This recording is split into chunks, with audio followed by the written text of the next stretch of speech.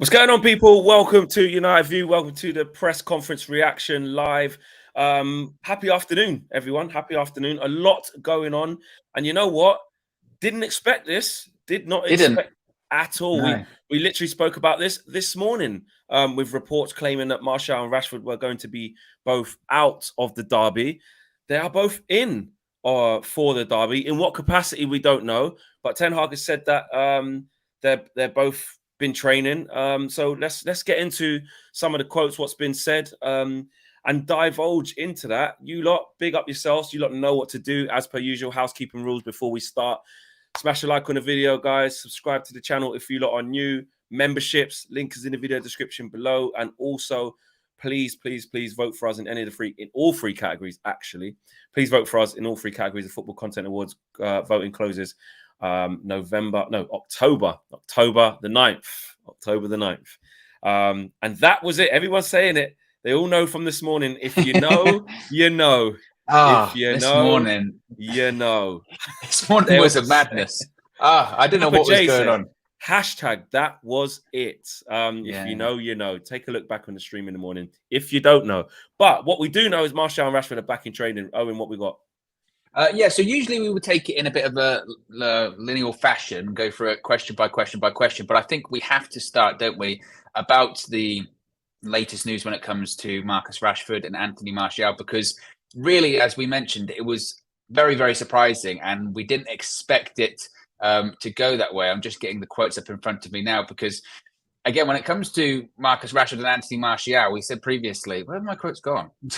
My quotes have disappeared. He's not pre-liable anymore. Where have they gone? My quotes for Anthony Martial. Pad flex.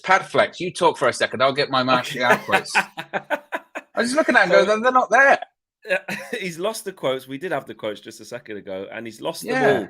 He's a disgrace. He's a cheat. Basically, to summarize, as we get the quotes, Eric Ten Hag was asked about the fitness of Martial and Rashford, and he said that Martial's been training all week, and he now has them. So we're gonna cross back to Owen, our live correspondent. Do you know why? I got confused? Look, take accountability, Owen. Okay, you got to take accountability for these things. So he was asked about injuries and absences by the way, Fleck, you called it Simon Peach. You said this morning, Peachy will ask about team news, and you're absolutely right. He said, "quote." Harry Maguire is injured. For the rest, we have some doubts with Anthony Martial, but he was training all week with the group, so we are really happy with that situation. Marcus Rashford returns into training, so we're also happy with that. It must be said, before the press conference actually went live, there was images, wasn't there, of Rashford coming into training. I'm having a day. Do you know what it is as well? I was saying to Flex, I was typing up my notes, and for whatever reason in this room, I decided to turn the thermostat really high up, and I'd just eaten some biscuits. So I was typing, and then I was just falling asleep. I look like an unconscious man, like playing the piano. I was just like that. Oh my God. What are we talking about? Martial and Rashford. Yes, I was surprised. Wait, Owen, you're having one today. All right, sorry, let's go. But you are having one. It's brilliant. It's brilliant. Yeah. Yes, Martial. Rashford. That's what I was going to say. Rashford. We saw pictures of him coming into training. We saw pictures of Rashford coming into training. And at the time, we said before the press conference started, we weren't sure if it's just, he's doing his rehab, his recovery. In addition to that, he might have come just to pick up the award. Of course, he's Player of the Month, Premier League Player of the Month for September. Has he just come in to take pictures with Ten Hag, doing his rehab, all that kind of stuff? But no, he's been training. He's returned to training. And I suppose the thing with Martial, Flex, he's been training with the group all week. This isn't a case of like just a couple of days. It's literally all week. So Martial being involved on Sunday, still wouldn't be shocked if he wasn't, to be honest, because I think they might say it's probably too soon. I would assume it's the first week that he's been fully back with the group. But it does mean you would think that Rashford, there's a high chance. I would say now there's a high chance that Rashford's going to start. What would you say? Yeah, it's hard because we don't know where they're at. We're just excited that there's options. We're just excited that, you know what, they've played a blinder here, because we were saying the other day, when you was like, does Ten Hag have control over the pictures that go out? And if the boys were back, there would have been, like I said it this morning, there would have been little French emoji with a little peace emoji or something. Martial's back, AM9 or something like that. And there just wasn't. They haven't made a song and dance about it, and we don't know whether that's Ten Hag saying make sure you don't do that. But if you used to make an educated guess, you would think it was something along those lines. So we're just happy that the fact that they're both back, because the biggest concern for this was that we're not going to have either of them available. And we're working out what we're going to do. Cristiano Ronaldo is going to have to start. Is that a hindrance? Can that help us? Alanga, how does he come in? Jadon Sancho, false nine. And you know what? That might still be the case, because they might just both be on the bench because they're a bit touch and go. We don't know. But it gives us options, and it gives us a belief that they're going to be involved somehow. They're going to play some part in the game. And I'll take that at this stage. It's hard to put your finger on and say and weigh it up, because on one hand, Martial's injury was more severe and he's been out longer.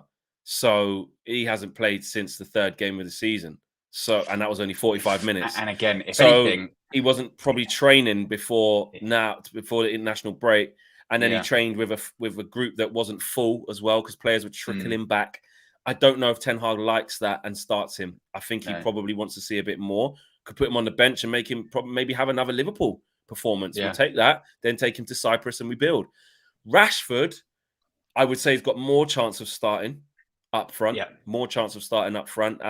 But what we can take comfort in is knowing that Ten Hag won't just risk them. I don't think he just throws one in out of desperation. I think because there's two there, he might say, listen, I'll go with one. I'll go for you, Rashi, at the start. Give me what you can give me. 65 minutes, whatever, 70 minutes, 60 minutes, whatever. And Martial, you can give me 20, 25, see what you can give me. I think it might be a case of that. I'll be surprised if they both start from the beginning of the match. Does it make you more confident, though, going into the game? Yes, it has to. It doesn't take it from, we're gonna, from now we're gonna win. But I think like what Ray says there, excited and nervous for this match. Yeah, exactly. Austin Baker says so excited for this match. And for a while, look, of course you can be excited and you can lose, and everyone says, United fans are excited. But this is our feelings, this is our community. We should have every right to feel excited going into this. It's a new manager still. We've won 4 out of 4 in the league. We're playing better at the back. And this is a massive, massive test. We want to see how we fare. We're excited to see the team under these conditions. Pressure, to see how they respond. You were saying before the press conference started, we were sort of chatting. You went, it's such a shame with Rashford because he's just one player of the month. It's just the boost that he needs before a big match like this. And now you think about it, it's kind of like a double boost, because you get your manager and your player winning, player manager of the month for September, Premier League. And 2, the players that you thought weren't going to be playing are suddenly now, it's a question of actually they might be involved. Rashford certainly, Martial, if he's on the bench, if he's good enough for the bench, that'd be a massive boost for us too. So it's even more excitement of actually we're in good form. Our manager and player and forward, striker, whatever you want to call him in Rashford, they're getting awards. And these fitness doubts we had, actually, they might not be as bad as we once thought. So that's really positive. I think I go back to the conversation we had the other day, when I was saying, do you think Ten Hag, we won't talk about finer details, I was saying, do you think Ten Hag really has his fingerprints on the pictures that are released on social media? And you were saying, look, don't put it past him. And now when you hear that Martial's been training all week, Rashford's back with the group. Nobody knew. That's the sort of shit before that definitely would have been out there. That'd have been not if it wasn't on social media, it'd have been out there anyway. Either way. Sometimes United would put it on their socials just as a way to get it out before journalists had it. Yeah. So the fact that again it wasn't put on social media, you could argue maybe that was a bit of gamesmanship from Manchester United. Let's leave them wondering until Friday, City. Let's let them think. Let's let them wonder what we're going to play. We've been doing it all week, going, if it's Ronaldo, are any of the strikers available? It could be that all of them are. What a turnaround. 100%. Ed T says player of the month award definitely give Rashi even more confidence going into Sunday. You mean Sunday? And Witterbird says the press talking about the players' mental health, especially Maguire's. I hope United can use this as a talking point and keep the campaign against abuse for players. You always want that because you shouldn't be abuse. It should always be criticism for performances and not personal abuse. And we will talk about that a little bit later in this press conference reaction as we get to how we defended Maguire and etc. and what he had to say. He had some interesting stuff to say. A lot of people like, again, some of his comments about the Haaland situation as well. We'll talk about that. But the big news, just to kind of stay on this a little bit, is that it gives us extra hope. And I just hope now that, again, I got faith in the manager that he won't risk too much. They won't push too hard on these two, because in this period coming up, we need all the options available, and if we can get those two fit, we're pretty much at full strength. Brandon Williams and Tuanzebe and Jones probably don't count in that circulation of the current first team. But yeah, I think it's so important to get them two back firing. Obviously Maguire's out injured, but I just think if we can get that Martial back that we want to see, and he can start getting some confidence and some continuity and start building up his strength and consistency, it's only going to be better for us. Donald says we're back up. We're back up, as in, I don't know what you mean. I'm not sure. We're back up and running because we've got. Maybe we are back up. Let me know what you mean, Donald, like your actual point. But big up for the super chat. Appreciate that. There was another super chat. I just didn't know what I mean. And Shopping Solution says, I'm so happy Martial is back. Eric played a blinder. LOL. I'm so excited, guys. It seems that it's just giving everyone a lift, doesn't it? We've also got some membership contributions as well. Palmeiras has been a member for 4 months. Says Martinez is going to pocket Haaland with the eyes emoji. We'll have to wait and see. Ten Hag did say actually that we're playing more than just Erling Haaland. We're playing Manchester City on Sunday, which I did enjoy that quote. We'll get to that. And Austin Baker's also been a member for 4 months. Says, when's the merch coming? # that was it. And all of the emojis associated with it. Well, they want that on the hoodie. # that was it. That was it. You know what? It's always the things that, like, there was no intention behind that. That was just a glitch. It's happened. Yeah. It's organic. 100%. That's what it is. Yeah, exactly. I do want to get to the quote as well that was opening the press conference, Flex, which was the question about winning manager of the month as well. Ten Hag said, quote, what we achieved, we did together. It says we are in the right direction. There is a lot of space for improvement. We have to. It says we are in the right direction, but have to work harder. Would you say that was deserved, him winning manager of the month? Yeah, I think so. I think it was. I think that scalp of getting Arteta, giving them their first loss, I think went far. I know we only played 2 games in September. Was it them and Leicester, wasn't it? I mean, it's a difficult month to judge, isn't it? I think that's the thing. Because there was only people say, it was only a couple of games. They're like, agendas, this, that, and the other. It's like, well, look, the thing is with things like that, you can only judge them on the games that have played. It just happened to be because of obviously circumstances outside of football, but also the international break, that there were 2 games, 3 at most for some people, and then that was it. Really, that was it. Goes. What I think was more staggering was the fact that he's only the second Manchester United manager to win it since Sir Alex Ferguson retired. That is staggering, and you don't want to go backwards. You want to look forward because we're on the ascendancy with this manager, but it really does show how shit we've been. It does. To not even have a manager of the month, like you said, it was Ollie. To not even have more than that. What? He's only the second manager since 2013. Well, 12. I think 13. Sorry, see, I don't, because I swear, and maybe I am wrong, but I could have sworn that Jose won it once. I could have swore. Well, if it is, we need to delete our own tweet. Yeah, if it is, I could have sworn. Either way, I think it is difficult too, because it is, from what I saw, that once they're nominated, it's voted on by the public, right? So it's voted by the fans. If a United manager or player is up for manager of the month, they're winning, no doubt about it. You know what I mean? So maybe that's why they don't do it. Agendas. Yeah. Donald is the latest member of the UV Members Club as well. Big up to you, Donald. Thank you for joining. If you'd like to follow along with Donald and join the UV membership, the link is in the video description below. If you'd like to do that, you're more than welcome to do so. Smash a like on the video and remember to vote for us in the Football Content Awards. Voting closes on the 9th of October. We're in 3 categories, so it'd be great if you guys could vote for us as well and get an award back to UV HQ. What else we got from the presser? Yes, so they spoke about Harry Maguire, and obviously he is out of the Manchester derby at the weekend due to that injury he sustained on England duty. But a lot of the questions, not surprisingly, were still about the Manchester United captain. The first from Simon Stone from the BBC that said, Eric, Eric. Is that what he did do? And when he did do it, I was thinking that I was You hear laughing it, because you hear it, you go, Eric, Harry. You know, funny. Sorry, can I just actually add it? When you actually speak to Simon Stone in person, spent a lot of time with him on tour. A lot of the stuff we've been doing in the presses and stuff like that, and just being around the media side of things. When you speak to him, he doesn't actually speak like that. He doesn't. Like, in normal conversation, you'd think he would. He doesn't. He does. It's only when he's I'd hope so, because getting through a conversation would take about 45 minutes. Flex, how are you? He said, Harry Maguire, do you need to be protective of him? Because of obviously there's a lot of scrutiny on him. There can be a bit of a blame game when things are his fault, but sometimes when they're not his fault. So much is written about him. Social media, of course, a lot of it is on there and it's very negative. Do you have to defend him? Ten Hag said, quote, I have to coach him and back him. I back him because I believe in him. I can see his qualities. Quality is there, almost 50 caps for England. He has high potential. Then it is about him. We all believe in him.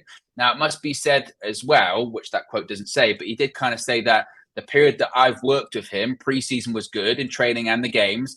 He falls out of the team due to group performances of the centre-backs. He was essentially saying that he didn't fall out of the team because he was particularly bad. It was more so that the other players, i.e. Lisandro Martinez and Rafael Varane, have been playing better, and I don't really want to change a winning team, essentially. But thing is, you can tell when he says those things, when he says, I back him because I believe in him, you already know that some people are going to be like, oh, yeah, whatever. But I sympathise with Ten Hag there, because what's he supposed to say? What is he going 100%. To say there? He has to back the player. He has to.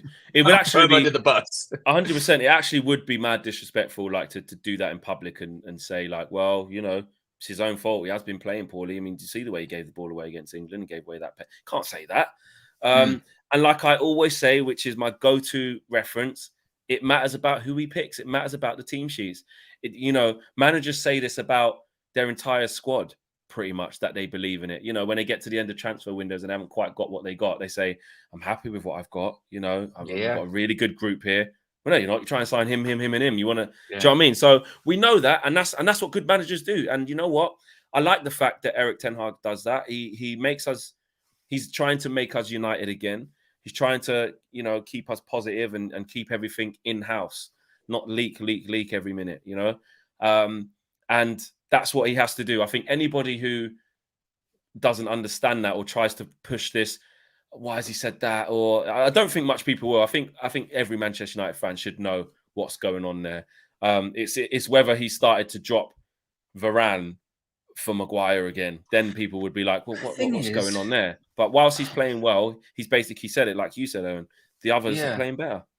I would say, though, when I was watching and listening to him talk about Maguire, I believed him. I believed that he believes what he's saying. I don't think he was just saying it for the sake of saying it. Like when he was saying, because he was pretty firm with some of the stuff he was saying. Yeah, but that's because now I'm thinking he's pretty firm because there's, and this is my opinion. I'm not saying he thinks Maguire's rubbish, but I think he's been more firm because of it's our player. He's still our captain. And from a media perspective, the manager has to come out and really back the play with what's gone on. I understand. He's on the floor. Like I think even more like to the point of like it needs to be believable. It needs to be strong. You need to say how good he is, how much you still think he's got left in the tank. He's gonna you absolutely back him to get back to his best, because anything short of that where you leave a little gap, I think is going to just be open scrutiny. So I just think it's him just being strong because Maguire's that low. What I mean is that I think that when he's saying, I believe he has qualities, I believe he can get back to his best, I know he can get back to his best, I'm sure of it. You know, they're strong statements to make. Again, he's not going to come out there and throw him under the bus, say, Harry Maguire's rubbish, he's never going to play for United again, or it'd be my point is, it's one thing for him to come out and go, I back him because I think he's a good player, whatever. But he's like, no, he's going to get better. He's going to return to the level he's at before. And my point being is that I did feel like he actually believed what he was saying somewhat there. I don't think it was just blind backing the player, if you know what I mean. Yeah, I see what you mean. I don't think he was blind backing the player. You know, like sometimes But managers, like you said, managers will come out and just back their players regardless. A good manager should do that. But some of the yeah, words he was using was yeah, they more were like, strong. I think he's going to get back to. I think he's going to get back to his level. I believe it. Yeah, Absolutely. and you know what? But I wouldn't. I agree, but I wouldn't take that I as don't like believe that, by the he's way. trying to. Yeah, he's I don't. he's looking to play Maguire at the first available opportunity because No. he knows like he needs to get him back. We still know what Ten Hag is. We still know that Martinez is his guy. He's not going anywhere. Mm-hmm. And it's basically it's all on Varane. As long as Varane can stay fit Yeah. and keep playing to that level, then there's no reason why he can't do it. Do you know what I mean? There's no reason why he can't keep playing Varane. I mean, and I don't see why he 100%. wouldn't. Nick says Eric Ten Hag can't make Maguire more agile and mobile, but can improve his decision making, awareness, and passing. Maybe there is some hope for Harry at least. And you know what? That's a fair super chat. Yeah, That's he fair, can't yeah. teach him how to be quick. That is a fair super chat. And maybe as well, what we can't rule out, Ten Hag believes in his own ability to coach him further and get a turnaround in him. Whenever he's called upon. I still think, like you said, we know that it's going to be Martinez and Varane, but he knows he's going to have to call on Maguire, so he does need him to be playing his way. He does need him to improve because he's going to need him this season. So absolutely, that should be happening. 100%. And also as well, with him saying, I believe he can get back to his best or he can be better. If you want to look at it from the other side of things, it's him saying he hasn't been up to the level he can be. I don't think at the moment. It's fair to say he's not been playing well. So it's not as if he's sort of going, oh no, he's been playing really well. It's just the other guys have been playing so great. No, I don't get what the criticism is. He's playing just fine. Exactly. The next question was about Manchester City, saying in terms of Manchester City, most people regard them as the benchmark. What are your thoughts on facing Pep Guardiola and City? He said, as you would expect, quote, I approach this by looking at ourselves. Manchester United, we want to win every game. The aim for Sunday is nothing else. We have to do our best and, of course, have a good plan and execute it. So, as you would expect there. When he was asked about the Manchester derby, he said, quote, I've played in many derbies. I know what they are. I know what the rivalry is. What they do with each other. I know it's the most important game in the Manchester area. It excites me. You do everything to win that game. Again, you would expect that. But this is where it got quite interesting, because when asked about City and players in particular, the question was that no manager's really figured out the answer to this so far this season. But the question is posed to most managers, how do you prepare for Erling Haaland? And Ten Hag said, quote, we don't play against Haaland, we play against Man City. We are convinced of our capabilities. If we act as a team, then we can beat our opponents. That is the belief we need, and we need it even more Sunday. Do you think that's right, him saying there, we're not playing against Haaland, we're playing against Manchester City? I suppose it follows on the conversation we were having this morning, doesn't it? Where, you take Haaland out the game. Say Martinez, you go, see, Martinez got Haaland in his pocket. Okay, what are you going to do about De Bruyne? What are you going to do about Bernardo Silva? What are you going to do about Phil Foden? What are you going to do about Riyad Mahrez? There's plenty of other players that can do damage. And if you focus on one, you then start to neglect the others. 100%. That was brilliant. I know a lot of people liked that. Manisha's great answer to that question. Tank says, love it. And absolutely, because I think it's easy. This is what I thought. I thought of a different manager of a smaller club. Say that was like, I don't know, Thomas Frank. Because you saw how he spoke about like Saliba after the game, and like he just, I imagine like a different manager actually going down that Haaland route, saying, listen, he's a fantastic player. He can go long periods, and just really talk about Haaland. None of that. Just took it away from that. And rightly so, to be fair, because even us as fans need to not get wrapped up in this Haaland thing. That's going to be the social media story. Oh, Haaland scored again, or he sat down Martinez. Oh, Martinez is too small. Oh, he was like a kid trying to fight an adult. Oh, yeah, he was, that's going to be for social media to put memes up. And vice versa, if we win, that will happen. But in terms of a game of football, and in terms of looking and analysing Manchester City and what type of team they are, they beat, who did they beat 4-0 at home? Was it Bournemouth? They beat Bournemouth 4-0 at home, didn't they? I think that's the only game Haaland hasn't scored in. And they won 4-0. Exactly. And as I mentioned, it doesn't matter. If you focus on one player, then you ignore the rest and do that at your peril. And exactly. frankly, Haaland, yes, he can be dangerous from outside the box, but realistically, if you cut off that service to him, you reduce the threat of Haaland quite a lot.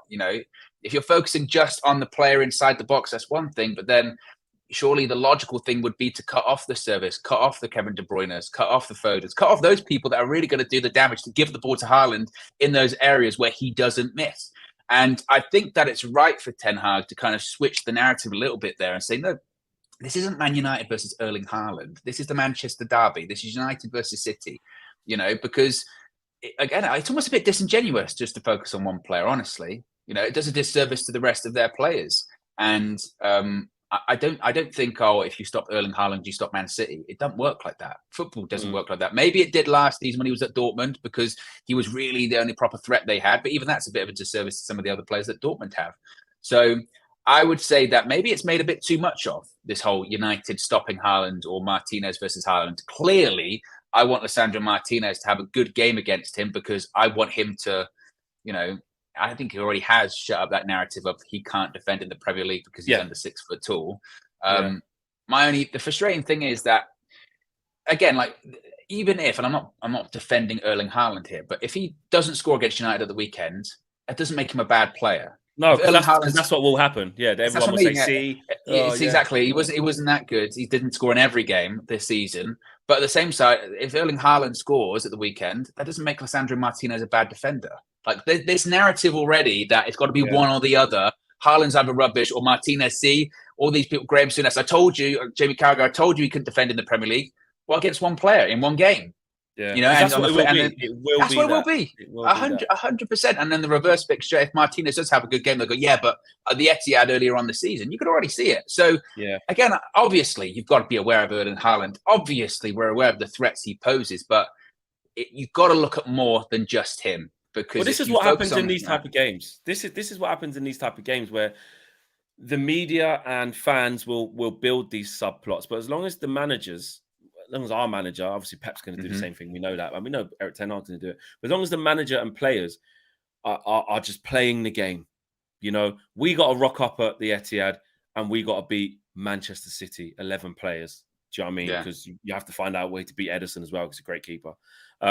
So we have to beat 11 players. We've got to win our battles. And for us to, get something out of that game, we're going to have to be at our best. And our best within the context of our tactics. Our best doesn't mean we have to outplay them and have more percentage possession than them and more chances. But what it does mean is that we need to be at our best when we're trying to execute the plan.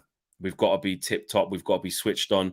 You can't allow them too many chances, because, City, they haven't not scored. They haven't not scored in a game at the Etihad, which is what we were talking about today. So, we got to be bang on it. And I'm more involved in our tactics and how we apply ourselves. And I'm so intrigued. Of course I care if we win, lose or draw, but I'm almost less about the result in this one, I've been thinking about this a lot. And I'm not just doing it to safeguard the heartache. If you lose badly, you can say, I said I did. I don't care about making excuses. Yeah, I couldn't give a crap about that, because if we win, I'm going to be gassed and I'm going to be, it's going to be amazing. Obviously being at the game as well, it's going to be, it'd be incredible if we win. But I want to look at this performance. And that's why the excitement's there. I'm really excited to see how Erik ten Hag sets us up. And I know we can predict that we'll be on the counter, etc. But I just want to see how we implement it. I want to see, can we handle City? They're the best team, in their backyard. Can we play in a way that can we defend how we've been defending? Can we come out of that game saying, you know what? City didn't have that much chances considering this, or can we get that? Do you know what I'm saying? So I think it's way more important for the development of this team to learn from this result, whatever the result is. If we draw, we have to take a lot from it and work and say, how could we have won that game? Why was we close to losing? Were we lucky? Or that was a brilliant point. We got 0-0 or we got 1-1. Or, if we win, look at it. How did we manage to do that? That breeds so much confidence. Don't even need to talk about that. But worst, if we lose, how did we lose and why did we lose? and let's not let it derail us. It's not the be all and end all. It's not the defining marker for this team, but it is exciting to see how we respond. Absolutely, and I think also as well, going back to if we get a win, would be absolutely buzzing. But even a point, you'd be looking at it going, look at the managers that Ten Hag's got the better of or been equal to this season. You've got Klopp, Arteta, Guardiola. Then that's belief, isn't it? That's belief from the fans of, not that there isn't anyway, but there'll be belief in, I tell you what, this guy, when it gets to those big duels against those big managers, he pulls it out. Like, he manages to figure it out. And when it comes to the players, they've already, I think, bought into Ten Hag, but they'd start to buy in even more. Like, this, what this guy's telling us to do, it's working. Like, it's working. And even, look, to be honest, even if we lose, and again, this isn't to safeguard against a poor result, but even if we lost 2-1 or even 2-0, but I tell you what, there was 2-0, but we played really well in that game. We were really unlucky. A bit like, say, Arsenal, when we beat them, when they came out of that game going, it's annoying, but we played all right, actually. We're quite, because we spoke to quite a few Arsenal fans, didn't we, after that game? And they were saying that, it was annoying and, bad result, but actually we're quite happy because they can see how they're playing. And then, they can see the very next game, they're going to smash Brentford playing in exactly the same way. Exactly. So I think you're right. I think that's absolutely the biggest interest and why it's quite exciting. Well, it's good to be going into a derby game being excited and not thinking we're just going to get absolutely smashed. Yeah, Splashnet says no matter what the result, Ten Hag will use this game as a major checkpoint to look back on, and that's what I mean. There's these little key moments, isn't there, that happen. Mm-hmm. You look at Liverpool as the first one because that's the most obvious of where we were after 2 games, and then bang, we beat them. Then you look at Arsenal. What does that look like? Because we beat them. This 100%, I think, will be another one of those where you go. You remember when he went to the Etihad and he learned a lot about his players that day. They were down. They were down twice and came back to get a 2-2 or whatever. You learn a lot. Or they went there and it overruled them. It was tough. It was really tough, mm-hmm. And they dusted themselves down. And you look back on that in February and say, remember in September when they were on their asses at the Etihad because the floodgates opened. Well, they didn't do that this time. So I think there's definitely a lot to learn.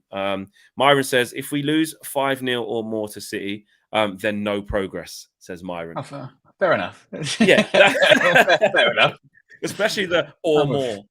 I'm with you there, Myron. And there are bits, there are non-negotiables, and that's what I'm saying about performance. You can't, if we go there and just get rolled over, concede in the first 5 minutes like we did last year, and tearing us a new one, and we just get smashed, then exactly. Do you remember the last year? Before we get into this last question here, do you remember last year with we were rubbish, we got battered, but it was 1-1, and Sancho scored an absolute screamer. Do you remember that? Oh yeah, I forgot about that. Yeah, so it actually went 1-1 for like 5 minutes, and we were like, oh. I thought that was 4-0 that game. It wasn't. It was 4-1, wasn't it? Yeah. And it could have been about 8, but I remember we did well to get back into that. You did the match view of KG remotely. Yeah, it was a rare remote match view, and I did it near. Oh yeah, I forgot. Yeah, I did in this very room. A peach of a finish right in the bottom corner. Unbelievable. Finally, a really serious topic, actually, and I'm kind of glad it was brought up by the journalist. Obviously, it kind of pivoted back to Harry Maguire, obviously getting a lot of abuse on social media, and I guess this kind of spreads just to football players and sports people, and I guess famous people, or just everyday people too, saying, what are your thoughts on the mental health of players? Maguire is getting a lot of abuse online. He's lost a lot of confidence. How do you sort of manage and defend against that? Ten Hag said it's an aspect of top football. It's an aspect of our work. We have set conditions for that. We have experts around to help. We have to coach the players and the team in the right direction. When asked in terms of a follow-up about how do you think Maguire's doing in terms of his overall performance, how can he improve and get better? He said, quotes, he is doing quite well, but there's always room for improvement. If he believes in his own skills, he will be back. And I am convinced of that. His abilities are really high. So kind of 2-pronged question there, Flex. First of all, asking about sort of the more mental health side of things, talking about how do you help your players? What facilities do you have in place to assist your players? Because obviously, look, we saw, was it earlier this year or was it last year when they released that study of the top 10 players that have been abused? And there was Ronaldo, Maguire, Rashford. There were a lot of United players involved in that. So it was good to hear Ten Hag say that, they have conditions set up for it. They have experts there to help. Unfortunately, it is an aspect of top football, an aspect of the work. It shouldn't be, certainly. But it's good to know that those situations are there. But I guess going back to Maguire, that second part of it, when he was saying that if he believes in his own skills, he will be back. And I'm convinced of that. again, it goes back to what I was saying earlier on, that I feel like that's more than just a backing. You know what I mean? That is, he's maybe not playing well at the moment, but he can get back to that level. Yeah, I see why you're saying that. I see why you was alluding to that, because again, he does have to have some form of belief in him. He's his player, and he's going to need him this year. Mm. Let's be honest. Eric Ten Hag does have to make Harry Maguire a little bit better, a lot better. We can say, look, I'd rather just play Lindelof every time we need to switch it. But the reality is sometimes we're probably going to have to swap two centre backs. They can't play all these games. They can't. They just can't do it. And you can't have a player like Harry Maguire, even though we may have given up on him as fans and question his ability. Can't have a player there on all that money and just completely write it off and say, oh, you can't work with him, you can't do this, you can't do that. Because again, we have won football matches with Harry Maguire. We have. We not just this know season. that not this season. Not this season. But I'm just saying, like, Ten Hag will obviously have to build him up somehow because he's going to need to rely on him. We don't want Harry Maguire having to play because Martinez and Varane especially are knackered and can't play every game, and he rocks up at bloody Real Sociedad away, and his confidence is so low he just can't kick a ball. We can't have that. Look what happened at England. Yeah. We don't want that. Do you know what I mean? No. When Lindelof and Maguire have to play at Sociedad, let's say, we need them to put in a performance when it's Aston Villa in the League Cup or something like that coming up. All these games, we're going to need Harry Maguire. I know people might not like that, but we are. So we can't want him to stay in this rut. What we want him to be is a functioning member of the squad. For the time in which he's there at the moment, for better or for worse, he's a Manchester United player and he's in the squad. Therefore, you want him to succeed in being a player or play well when he's picked upon. Exactly. Long term, is he right for Manchester United? No. Long term, the manager will probably have a plan for that, and is picking the players that he sees fit as his primary team. So we've got faith in that. We know he's not going to deviate from that unless there's a bad injury to Varane. You might never know. He might even put Lindelof in. We don't know. But whilst he's here, until such times as he's not here, we need him to be able to play well when he plays. We just hope he's not playing as regular as he has been, and he's not. But we don't want him to come in cold and be awful like he was against England.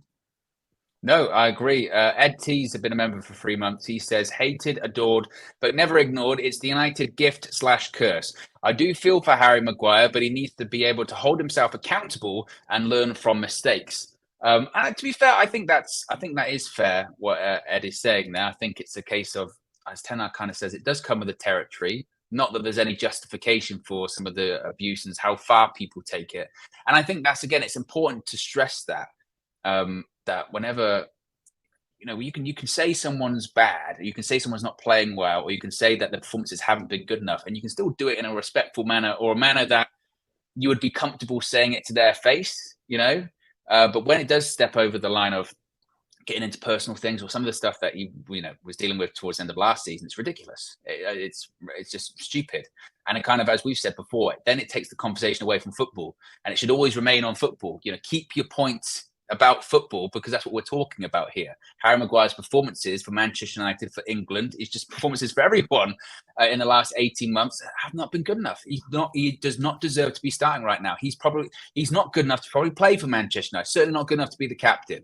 And I don't see that improving anytime soon. And I think his future is away from Manchester United in the long term. But as you mentioned, Fleck, I think also, I can always say Fleck now. Flex, I think that whilst he's still at United, you have to hope that he performs well when he's picked, when he's needed, because he will get picked at points this season. Exactly. And I don't mind that. I know everyone says, "Oh, just leave him at home. He's not this, he's not that." But there does come a point where you've got to get away from this personal. It just shouldn't happen. It doesn't. It doesn't. Whitterbird says, "Flex, where is that gone? Flex, do you think Lindelof doesn't get a look in because of Maguire and him being the captain getting chosen because of that? Do you think Lindelof doesn't get a look in because of Maguire and him being the captain getting chosen? Yeah, he's always going to get in ahead of Lindelof. Yeah, he's the third. Yeah, he's almost like the second in line already, isn't he? As soon as there's going to be a change, it's going to be Maguire back in. Do I think that? Probably a little bit.